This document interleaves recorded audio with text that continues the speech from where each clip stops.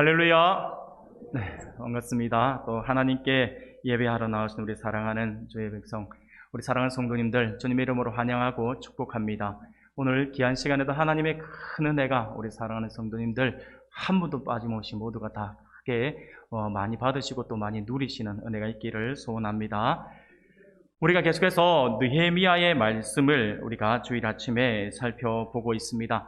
지난주에 우리가 함께 살펴보았던 말씀은 느헤미야 3장의 말씀이었죠. 이 3장의 말씀을 통하여서 하나님께서 우리 공동체 안에 주신 그 꿈을 이루기 위해서, 그리고 그 내 안에, 그리고 우리 안에 무너졌던 하나님의 그 꿈을 이루기 위해서 내 안에 무너졌고, 그리고 우리 공동체 안에 혹시 무너져 있는 양문을 우리가 먼저 세워야 한다라고 말씀을 드렸죠. 하나님께 드리는 예배의 감격을 회복해야 된다라고 말씀을 드렸습니다. 그리고 자신이 지금 서 있는 자리에서 하나님께서 나에게 어떤 일을 맡겨주셨던지 간에 그 맡겨진 자리에서 내가 최선을 다하는 삶을 살아야 할 것이다 라고 말씀을 드렸었고요. 그리고 우리 교회 공동체가 몇몇 사람에 의해서 움직이는 공동체가 아니라 우리 공동체 전체가 꿈을 이루기 위하여 함께 협력하는 그러한 공동체가 되어야 된다라고 말씀을 드렸습니다. 같이 말씀을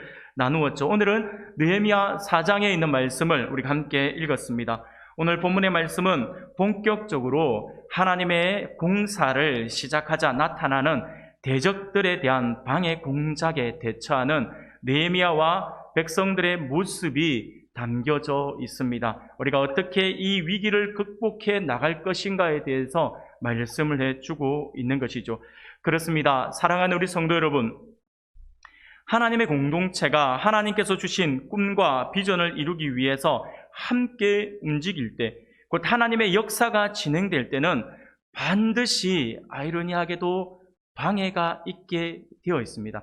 반대 세력이 있게 되어 있고, 그 반대 세력을 넘어서 방해하는 그러한 무리들이 나타나게 되어 있다라고 하는 것입니다.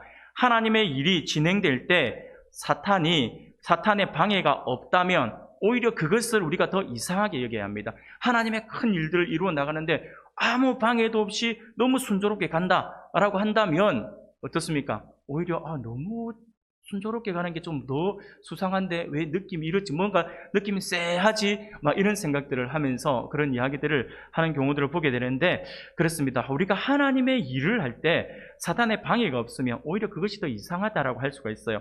생각해 보십시오. 우리가 무너진 가정을 회복하고 무너진 직장을 회복하고 무너진 공동체를 회복하는 등 이 땅에 하나님의 나라를 확장하고 하나님의 영광을 선포하기 위해 헌신하는데 늘 그것을 방해하던 그러한 사탄이 가만히 있다라고 하는 것 자체가 이상한 것이 되는 거죠. 당연히 사탄이 가만히 있을 리 없습니다. 가만히 있다라고 한다면, 아무 방해를 하지 않는다고 한다면 아마 문득 그런 생각을 해봤어요. 우리가 큰 하나님의 사역들을 감당해 내려고 하는데 사탄이 가만히 있다. 그러면 아마 사탄이 온순해지는 무슨 약을 먹었든지 아니면 사탄의 가면을 쓴, 탈을 쓴 천사가 아닐까라는 생각을 해봅니다. 사탄은 반드시 하나님의 일을 할 때 그 하나님의 일들을 방해하는 존재다라고 하는 것을 우리가 기억해야 하겠습니다. 하나님의 백성들의 회복을 가만히 보고 있을 사탄이 아니라고 하는 것이죠. 사랑하는 여러분, 가정 안에 주의 구원을 증거하려고 하고 우리 교회 공동체를 세우기 위해서 우리가 함께 헌신하고 나라와 민족을 복음으로 새롭게 하기 위해 꿈과 사명을 가지고 나가는데 사탄이 가만히 앉아서 구경을 하지는 않는다라고 하는 것입니다. 그러면 이렇게 방해하는 사탄의 목적이 무엇일까요? 사탄이 싸움을 걸어오는 이유가 있어요. 그 이유가 무엇일까요? 사탄이 원하는 것은요, 딱 하나밖에 없어요. 뭐냐면 우리가 낙심하고 좌절해서 결국에는 우리가 지금 진행하고자 하는 그 일을 포기하게 하려고 하는 것이 사탄의 처음부터 가진 목적이라고 하는 것이죠. 사탄은요, 어떤 말을 가장 즐겨 듣기를 원하냐면요, 역시 나는 안 돼. 역시 우리 가정은 안 돼. 역시 우리 교회는 이게 안 돼. 이러면 안 돼. 이런 이야기들을 가장 듣기 좋아합니다. 그래서 일을 하려고 하는 것 자체를 하지 못하게끔 머물러 있게 만드는 것이 이 사탄의 목적이라고 하는 것이죠. 결국 사탄은 우리를 낭만케 함으로써 우리를 통한 하나님의 역사가 중단되기를 원하고 있다라고 하는 것이죠. 그것이 사탄이 우리 하나님의 백성들을 공격하는 공격 목표입니다. 사랑하는 여러분, 그러므로 우리는 사탄이 걸어오는 이 싸움을 어떻게 해야 될까요? 그러면 당연히 사탄이 싸움을 걸어올 때 우리는 이것을 어떻게 해야 할까요?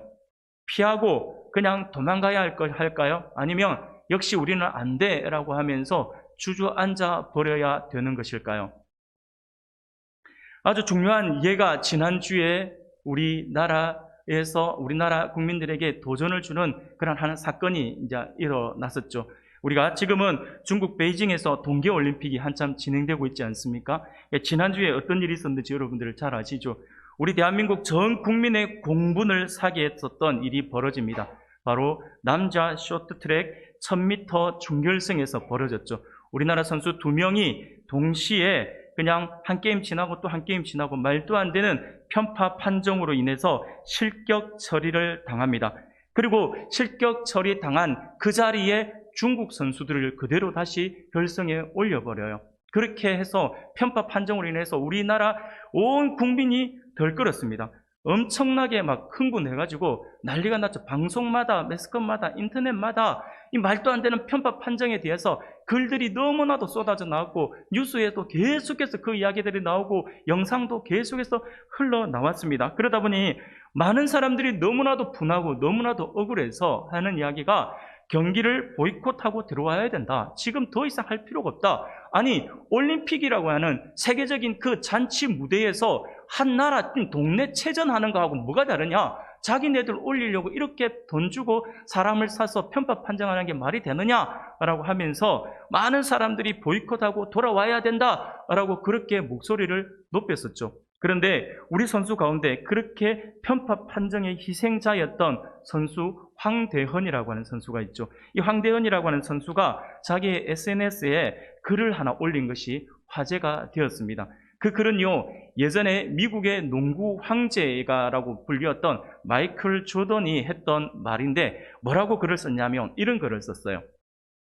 장애물을 만났다고 반드시 멈춰야 하는 것은 아니다. 벽에 부딪힌다고 돌아서서 포기하지 말라.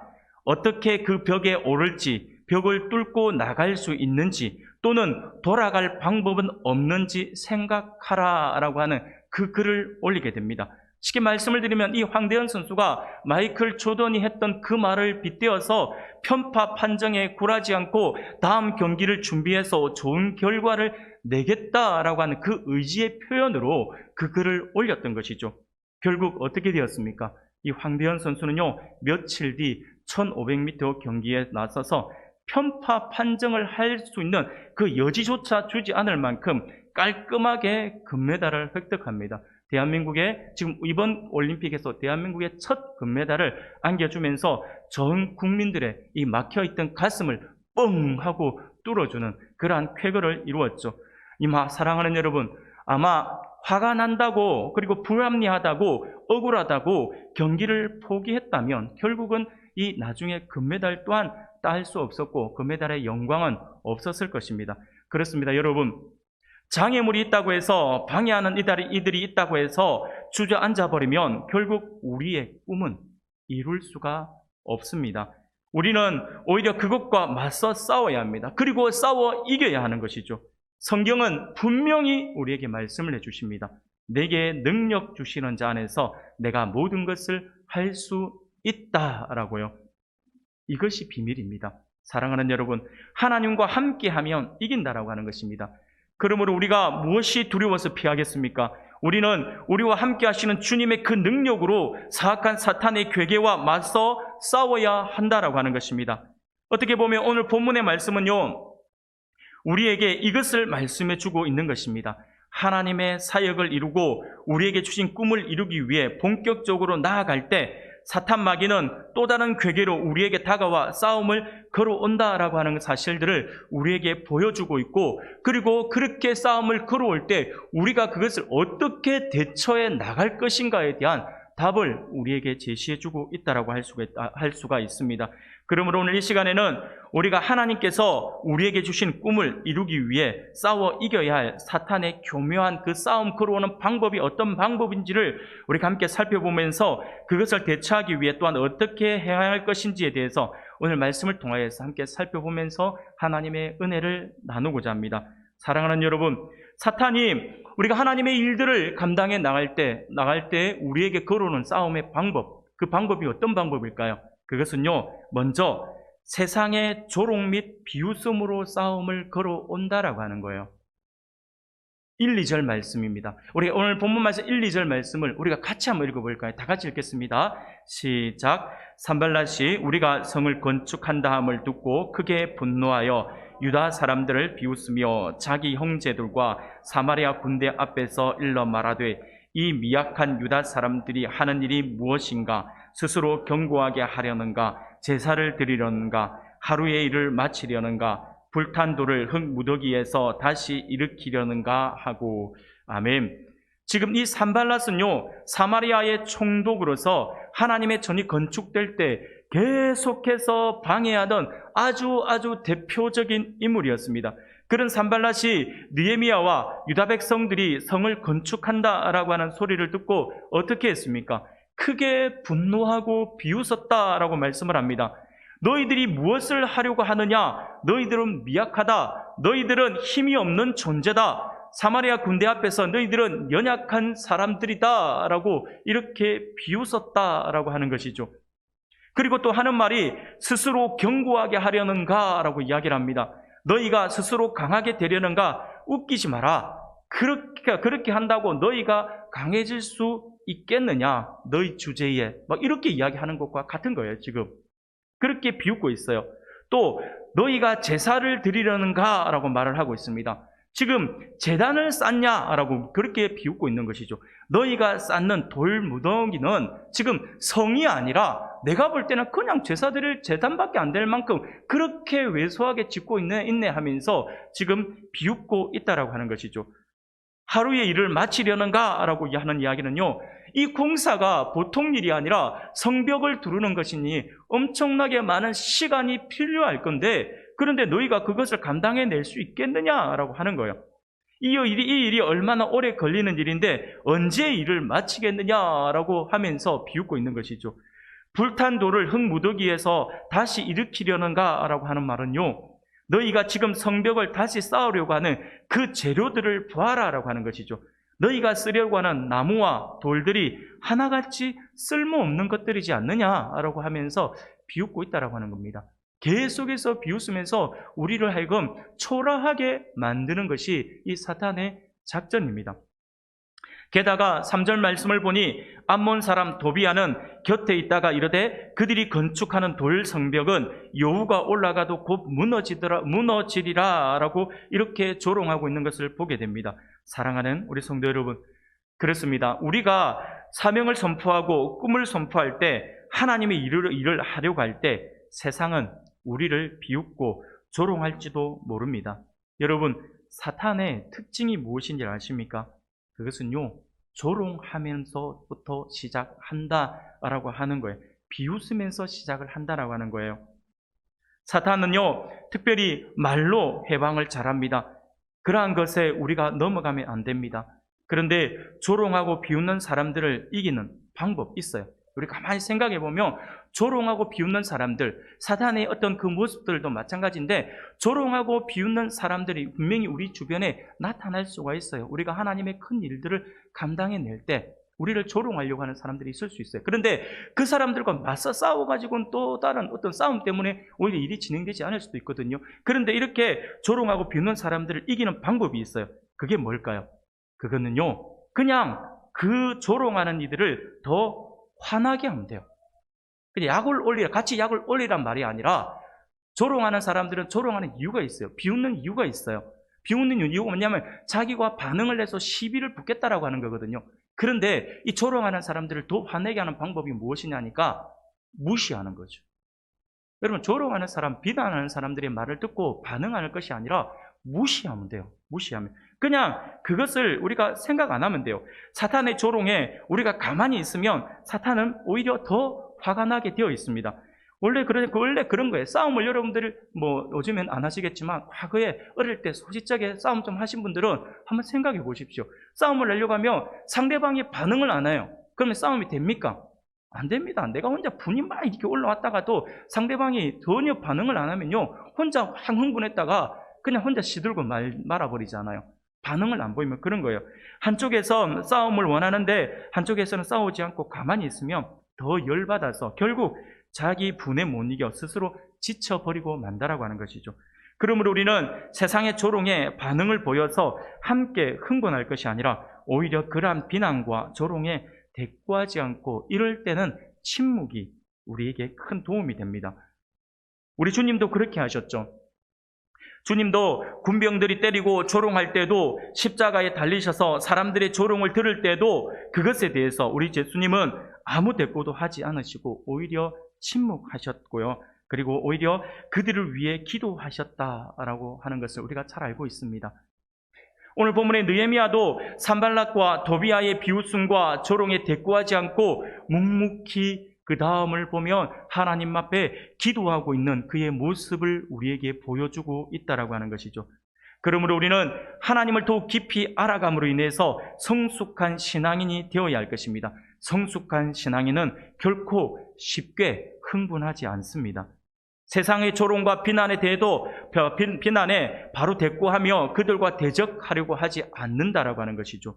여러분, 세상의 조롱과 비난의 반응을 보이지 말기를 바랍니다. 그냥 여유롭게 우리 젊은 친구들이 하는 말처럼 썩소라고 하죠. 그냥 지금 마스크 끼고 있어서 제가 표정은 못 보여드리지만 그냥 썩소를 지으면서 그냥 겉으로 드러내면 안 됩니다. 겉으로 드러내게 말을 해버리면 싸움이 되기 때문에 안 되고 그냥 무시하면서 속으로 어이구 인간아 언제까지 그렇게 살래 하고 그냥 말면 됩니다.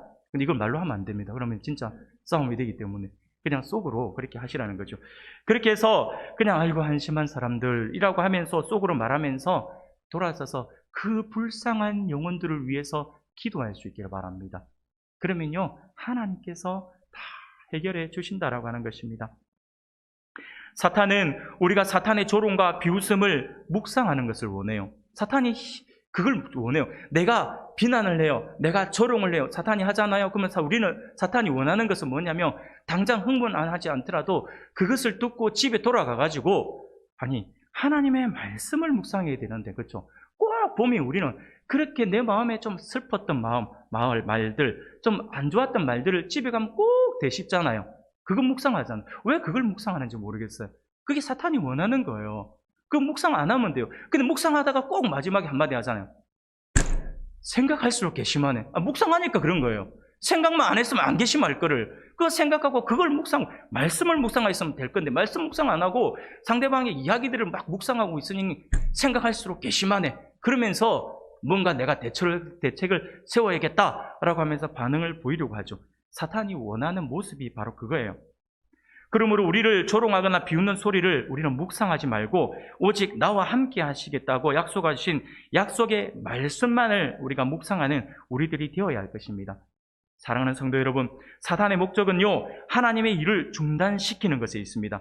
그러므로 혹시 우리에게 비웃음과 조롱이 있다면 그것을 우리가 묵상하면서 그것에 반응하는 것이 아니라 우리를 쓰시는 하나님의 그 능력에 아멘으로 반응하며 오직 하나님의 말씀 가운데서 순종하면서 하나님께 기도하는 우리 모두가 되기를 소원합니다.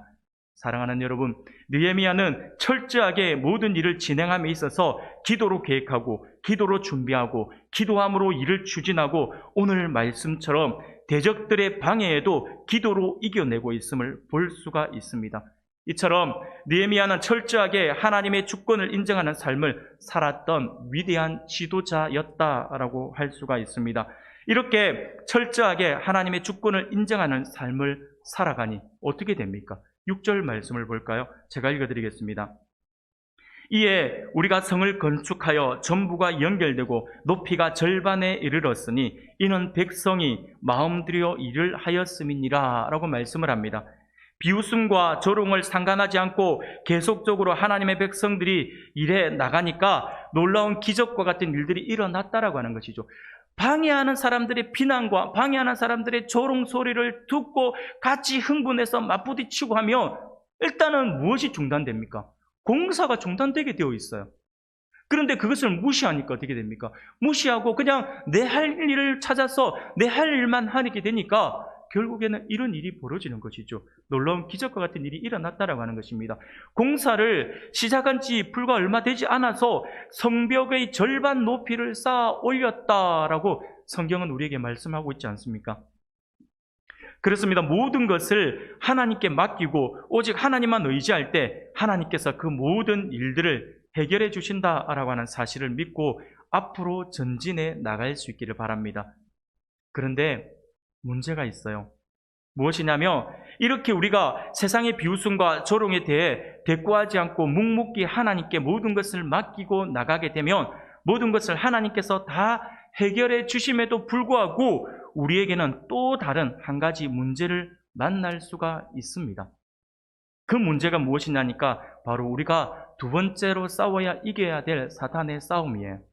두 번째는 무엇이냐니까 사탄은요, 조롱과 위협에 통하지 않으면 어떻게 반응을 하냐니까 위협으로 싸움을 걸어온다라고 하는 거예요. 우리가 비웃음과 조롱에 상관하지 않고 계속적으로 하나님만 의지하여 나아갈 때 우리의 대적들은 더욱 발악하게 되어 있습니다. 7절과 8절 말씀을 보니 지금 오늘 본문의 대적들이 어떻게 반응을 합니까? 제가 한번 읽어드리겠습니다.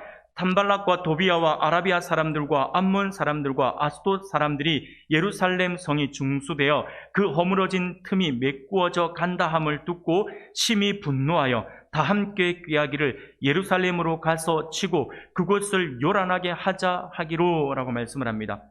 저들이 지금 분노했다라고 하는 겁니다. 그리고 연합했다라고 말씀을 합니다.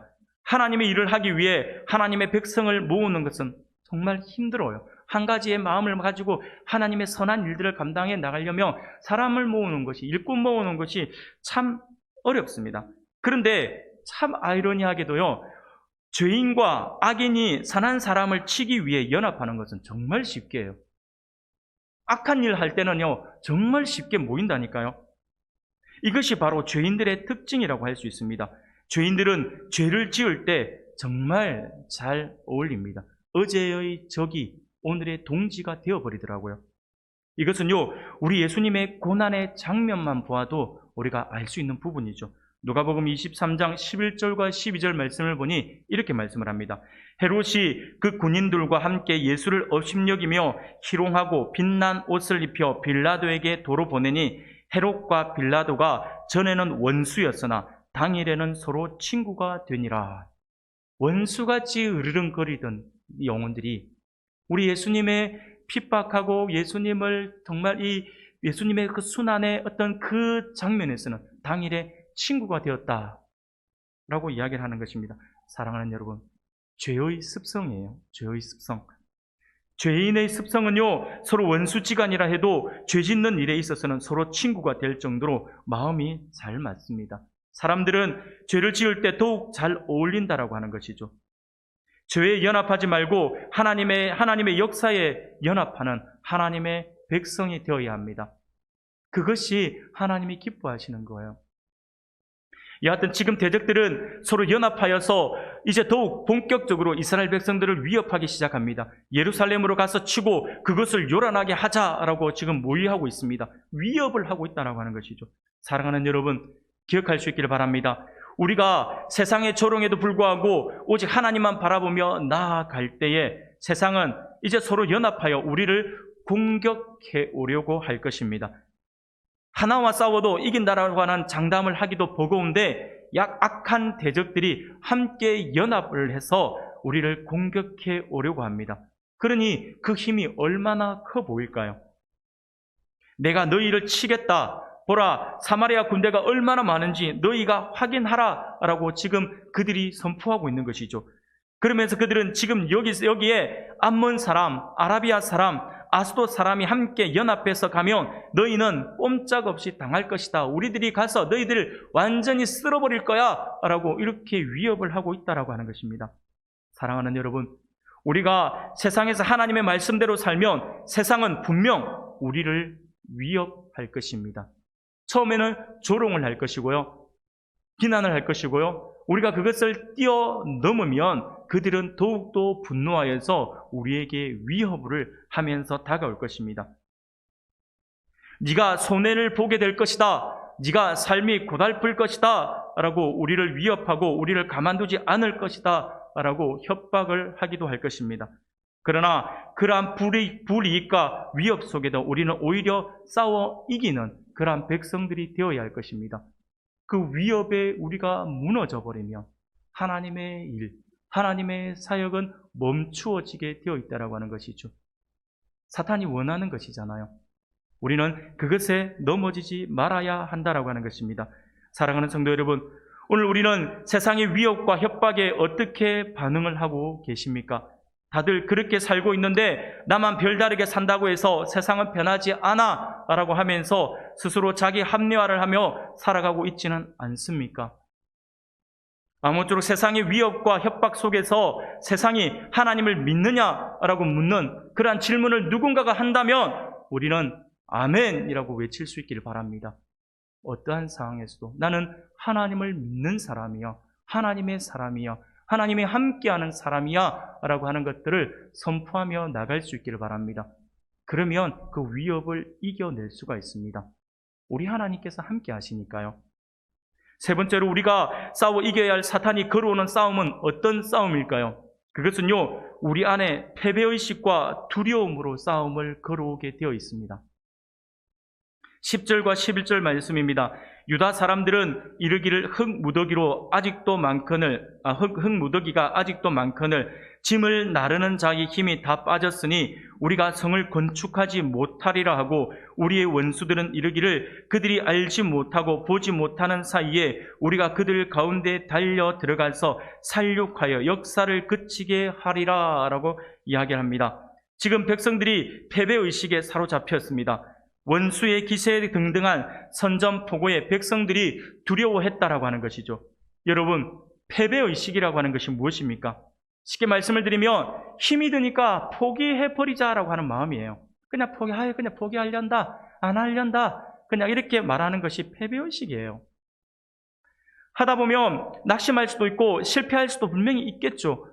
우리가 일을 하다 보면 어려움이 있을 수도 있습니다. 그런데 거기에 주저앉지 않는다라고 한다면 영향력을 발하는 인생이 될 수가 없습니다. 하나님의 복의 통로로서의 삶을 살아갈 수가 없다라고 하는 거예요. 하나님께서 나에게 주신 사명도 이룰 수도 없고요. 우리에게 주신 꿈도 우리는 성취할 수가 없어요. 여러분, 실패했다고 해서 두려워하지 마시기를 바랍니다. 주님의 이름으로 다시 일어서면 되잖아요. 우리 주님은요, 여러분들 성경을 보세요. 한 번도 실패한 영혼에게 가서 야, 너 왜 그랬냐? 그렇게 혼내신 적이 없어요. 기억조차 안 하시잖아요. 다시 그에게 찾아가서 그를 위로하시고 다시 세우시지 않아요. 그게 우리 하나님께서 주시는 은혜거든요. 여러분, 내가 지금 조금 좀 실패했고 내가 조금 지쳐있고 내가 혹시 한번 실수를 해서 하나님께 누가 되는 삶을 살았다 하더라도 여러분 낙심하지 마시고 그것이 깨달아진다면 하나님 앞에 와서 엎드려서 하나님 용서해 주십시오라고 하나님 앞에 구하면 하나님께서 용서해 주세요. 그래서 우리는 실패했다고 해서 두려워해서는 안 된다라고 하는 것입니다. 주님의 이름으로 다시 일어서면 되거든요.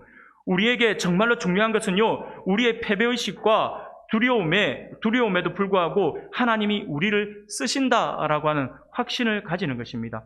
사랑하는 여러분, 낙심하지 말기를 바랍니다. 하나님의 백성들의 낙심은 곧 나와 함께 하시는 하나님을 의심하는 것과 같은 거예요. 우리가 왜 낙심하고 두려워합니까? 내 눈에 지금 아니면 내가 느끼기에 하나님이 보이지 않기 때문이죠. 그래서 우리가 낙심하는 겁니다. 그런데 느헤미야는 백성들의 이러한 두려움과 패배의식을 어떻게 이겨나가고 있습니까? 13절과 14절 말씀에서 우리가 볼 수가 있습니다. 우리가 같이 한번 읽어볼까요? 오늘 본문 13절, 14절을 우리 같이 읽겠습니다. 시작.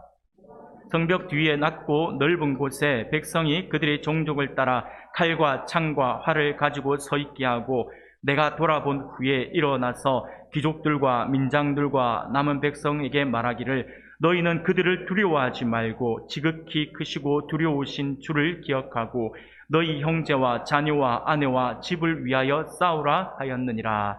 아멘. 느헤미야는요, 두려워하지 말고 주를 기억하고 싸우라 라고 지금 외치고 있습니다. 왜냐하면 하나님이 우리를 위해 싸우시기 때문이죠. 이것은 우리의 싸움이 아니라 하나님이 우리를 도구로 쓰시는 싸움이다 라고 하는 것을 선포하고 있는 것입니다. 싸우지 않으면 우리에게 주어진 사명을 이룰 수 없죠.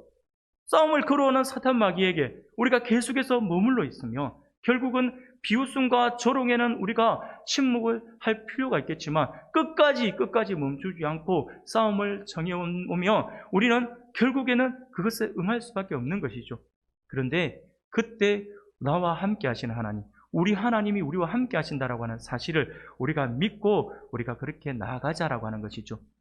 그렇게 할 때 우리는 다 쓰러져 가고 패배할 것 같은 싸움도 이길 수가 있습니다. 하나님께서 뒤집어 주시거든요. 예전에 그 올림픽 경기를 보는데 이런 경우가 있었어요. 막 100m 달리기를 하는데 우리나라 선수들이 100m 달리기를 참 원하잖아요. 근데 그때 올림픽에 나갔는지, 올림픽인지 세계 선수권인지 모르겠는데 나갔는데 달리기를 하는데 땅 하고 하면 달리잖아요. 근데 시작과 동시에 딱 쳐지는 거예요. 우리가 꼴찌예요. 근데 옆에 있던 누군가가 그런 말을 해요. 이때 누군가가 뒤로 돌아가 하면 우리가 1등인데 막 그러는 거예요. 그거 보면서 제가 맞다 싶은 거예요. 사랑하는 여러분, 역전시키는 하나님의 방법이 그 방법이에요. 패배할 것 같지만, 어려울 것 같지만 하나님께서 갑자기 뒤돌아가 이래버리면 어떻게 할 겁니까? 그럼 우리가 뒤에 쳐져 있지만 1등할 수가 있다라고 하는 것이죠. 하나님이 우리와 함께 하시면 그렇게 된다라고 하는 것입니다. 사랑하는 여러분, 우리는 세상의 무리들처럼 패배의식에 사로잡힌 어리석은 자들이 되지 말고 일어나 싸우자라고 말하는 하나님의 백성들이 되기를 소원합니다.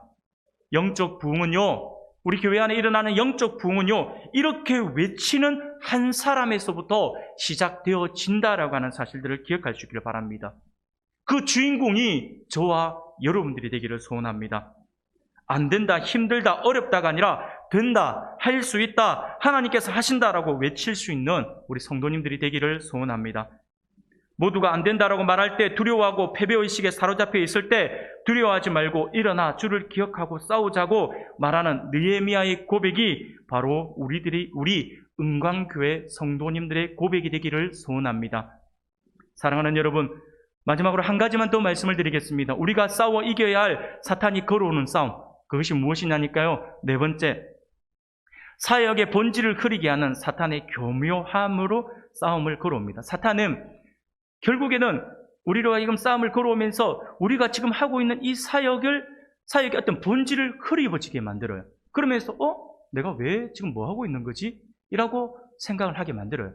그러니까 우리가 처음에 가졌던 사명감, 우리가 가졌던 그 뜨거운 마음들이 식어버리게 하는 거예요. 다른 데로 싸움이라고 하는 것으로 눈을 돌리게 만들어서, 그래서 사역의 본질을 흐리게 만들어버린다라고 하는 것이죠. 우리가 가끔 가다가 싸움에 집중하다 보면 싸움 자체에 너무 집중한 나머지 지금 내가 왜 싸우고 있는지를 잊고 있을 때가 있습니다. 무엇 때문에 싸움이 시작되었고 무엇 때문에 내가 이런 험난한 싸움을 하고 있는지를 잊은 채 그저 싸움 자체에만 집중을 하면서 무조건 이기고 봐야 한다라고 그렇게 생각하는 경우가 많다라고 하는 것이죠. 그러다 보면 내가 지금 싸우고 있는 이 싸움의 본질을 잊게 되고 오직 싸움에만 집중하여서 결국에는 싸움에 집중하다 보니까 이 사역이 중단되어지는 것이고 사역이 멈추어지게 되어버린다라고 하는 것이죠. 이것은 사탄이 싸움을 통하여 우리가 사역의 본질을 잊게 하여서 결국 그 사역을 그르치게 하고자 하는 아주 교묘한 술책이라고 할 수가 있습니다. 이것을 너무나도 잘 알고 있었던 느헤미야였어요. 그래서 느헤미야가 분명히 이것을 기억합니다. 그리고 16절 이후의 말씀을 통하여서 그 모든 것을 대비하여서 백성들을 독려하고 있는 것을 보게 됩니다. 사탄을 통하여 대적들이 걸어오는 싸움에 철저히 대비하고 또한 사역의 본질인 성벽 재건 사역에 더욱 박차를 가하는 모습을 볼 수가 있습니다. 자신이 할 수 있는 것에 대해서는 최선을 다하는 행동을 하고 있다라고 하는 것이죠. 20절에서 느헤미야는 하나님께서 분명 우리를 도와주실 것이고 우리를 위하여 싸울 것이다 라고 하는 것을 선포하고 있습니다. 그런데 그렇다고 해서 모든 것을 다 하나님께 맡기고 자신들은 뒷짐지고 있었던 것이 아닙니다. 하나님께서 함께 하시니 하나님께서 다 이루어 주실 것이야 라고 하면서 가만히 서서 그냥 하나님께서 어떻게 하는지만 우리가 봅시다 라고 해서 그냥 아무것도 하고 있지 않는 그러한 모습으로 보였던 것이 아니다 라고 하는 것입니다. 그는 자신이 뒷짐만 지고 있는 것이 아니라 그 속에서 일을 하게끔 독려하고 있습니다.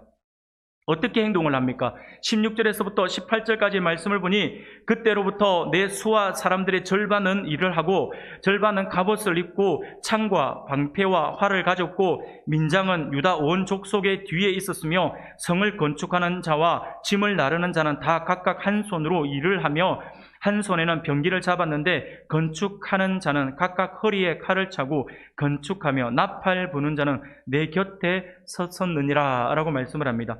심지어 그들은 21절 말씀을 보니 동틀 때부터 별이 나기까지 창을 잡았다라고 말씀을 합니다. 그리고 낮에는 일하고 밤에는 파수꾼 곧 불침번을 세워서 지켰다라고 말씀을 하죠. 23절 말씀을 보니 모든 사람들이 다 옷을 벗지 아니하고 물을 길러 갈 때에도 각각 병기를 잡았다라고 말씀을 합니다. 사랑하는 여러분, 이게 무슨 말이냐면 오늘날 우리 여성분들은 잘 모르시겠지만 남성분들은 이게 쉽게 딱 적용되어지는 말이 있어요. 뭐냐면 군대 용어예요. 군대 용어로 보면 단독 군장이라고 하는 것이 있어요. 단독 군장을 하고 있었다라고 하는 거예요. 이게 무슨 말이냐면 이 단독 군장이라고 하는 것은 바로 모든 이 머리에 철모, 그리고 전투복, 그리고 소총까지, 그리고 자기의 어떤 탄띠라든지 이런 것들 다 메워요. 다 착용을 해요. 그런데 군장을 싸잖아요. 군장만 싸놓는, 군장은 싸놓기만 해요. 싸놓아서 자기의 내무반, 자기의 자리에 딱 모셔다 두고, 그리고 어디든지 단독 군장으로 나와. 그러면 바로 이 군장만 놔놓은 상태에서 그 군복들을 하고 다 입고 총까지 들고 모이는 것을 단독 군장으로 모이라고 하는 거예요. 완전 군장으로 모이라. 그러면 거기에 그 군장을 메고 나가는 거거든요. 이 말은 무슨 말이냐면 언제든지 전쟁할 수 있도록 복장을 준비하고 있었다라고 하는 거예요. 제가 군 생활할 때 김일성이 죽었어요. 제가 아직도 기억납니다. 94년 7월. 김일성 죽은 그 날짜는 모르겠습니다. 그 월까지 기억해요. 왜냐하면 제가 군 생활할 때니까요. 전 군에 이 전례 없는 비상이 떨어졌거든요. 그래서 저희들은 전방에 있다 보니까 비상이 걸려서 난리가 났어요. 막 김일성 죽었단다, 김일성 죽었단다 하면서부터 해가지고 갑자기 그날이 토요일이었어요. 하도 생생합니다. 제가 교환 근무를 썼는데 교환 있다가 갑자기 김일성 죽었다 한가 사이렌 동시에 울린가 동시에 최소 인원만 남겨놓고 다 들어가서 군장을 다 쌌어요. 지금 전쟁 터질 거라고 생각을 하고 막 군장을 다 싸고 나서 대기하고 있는 거예요. 대기하고 있다가 언제든지 출동 그러면 딱 나가야 되는 거예요. 나가야 되는데 출동 명령만 안 떨어지고 계속해서 기다리고 있는 거예요. 기다리고 있는데 몇 시간이 지나고 몇 시간이 지나도 더 이상 말이 없는 거예요. 말이 없으니까 결국에는 그러면 이제 해제가 아니에요. 해제가 아니라 그때부터 움직이는데 단독 군장으로 움직이라 했어요. 그래서 제 기억으로 저희들이 일주일간 단독 군장을 가지고 생활을 했어요. 그 말은 무슨 말이냐면 밤에 잘 때도 옷을 못 벗고 그냥 군복 그대로 입고 그대로 누워서 총 옆에 끼고 그대로 누워서 그대로 자고 그대로 일어나서 하루 생활을 하고 또 그대로 와서 그대로 눕고 저녁에는 총 이건 또 안 되니 또 맨날 총 닦고 그러면서 일주일 동안 살았거든요. 정말 힘들어요. 제대로 씻지도 못해요. 옷도 못 갈아입으니까 얼마나 불편했겠습니까? 그것이 바로 이 단독 군장이라고 하는 거예요. 지금 이스라엘 백성들이 지금 그렇게 하고 있다는 거예요. 언제든지 싸움을 할 수 있도록 복장을 그렇게 준비하고 있다라고 하는 것이죠. 하나님께서 함께 하시고 우리들을 위해 싸워 주실 것이다 라고 하는 분명한 믿음과 확신을 가지고 있었다라고 해서 자신들은 두 손을 놓고 멍하니 있었던 것이 아니라 자신들이 할 수 있는 모든 부분에서 최선을 다했다라고 말씀을 하고 있는 것입니다. 사랑하는 우리 성도 여러분, 느헤미야는 자신의 분명한 사명과 공동체의 사명을 알았기 때문에 사악한 대적과의 싸움이 눈앞에 있다고 해서 사역의 본질을 망각하는 그런 어리석음을 범하지 않았고, 자신이 할 수 있는 최선의 노력을 다했고, 또 공동체를 독려하여 함께 흔들림 없이 달려나가고자 했다라고 하는 것을 우리가 오늘 말씀을 통해서 볼 수가 있습니다. 사랑하는 성도 여러분, 저는 오늘 본문의 말씀을 가지고 여러분들과 함께 말씀을 나누기 위해서 이 말씀을 준비하는 과정에서 이런 기도를 제목을 가지고 기도를 했습니다. 우리 은강교회 공동체 안에 느헤미야와 같은 영적 지도자들이 많이 나오게 하셔서 우리 교회 안에 그들을 통한 영적 부흥이 일어나기를 소원합니다. 그리하여 우리 은강교회가 이 땅 장림 지역과 사하 지역에 복이 되고, 이 장림 지역과 사하 지역이 우리 은강교회를 통하여 복을 누리게 하옵소서라고 기도를 했습니다. 이것이 우리 모두의 기도 제목이 되기를 소원합니다.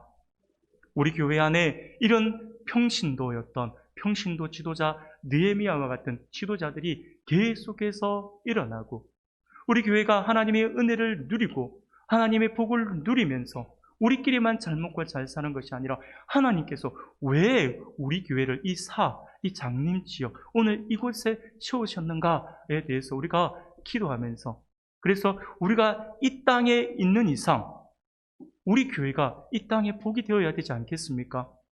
그리고 이 땅이 우리 교회를 통해서 복을 누려야 되지 않겠습니까? 우리 교회가 그리 되어야 될 줄 믿습니다. 여러분들, 우리 모두가 노력하면 돼요. 한 사람 한 사람 모두가 그 가운데 있기를 원해서 기도하고 그렇게 나아가면 하나님께서 반드시 우리 안에 그 역사를 일으켜 주실 것입니다. 사랑하는 우리 성도 여러분, 오늘 말씀을 기억할 수 있기를 바랍니다. 우리를 비웃고 조롱하는 세상에 대해서 흥분하지 말고 침묵하며 하나님께 기도할 수 있는 우리들이 되기를 바라고요. 세상의 위협과 협박에 굴하지 않고 싸워 이길 수 있기를 바랍니다. 또한 자신의 깊은 패배의식과 두려움과도 반드시 싸워 이길 수 있기를 바랍니다. 싸움에 집중한 나머지 사역의 본질을 잊어버리게 하는 그 사탄의 교묘함에 우리가 빠져들지 않기를 바랍니다. 오직 예수 그리스도의 이름으로 싸워 승리하며 하나님의 일하심에 더욱 귀하게 쓰임받아 하나님께 영광을 돌려드리고 이 땅에 그리스도의 영광을 더욱더 드러내고 하나님의 나라를 확장하는 그 일에 더욱더 귀하게 쓰임받는 저와 여러분들이 되시기를 주님의 이름으로 축원합니다.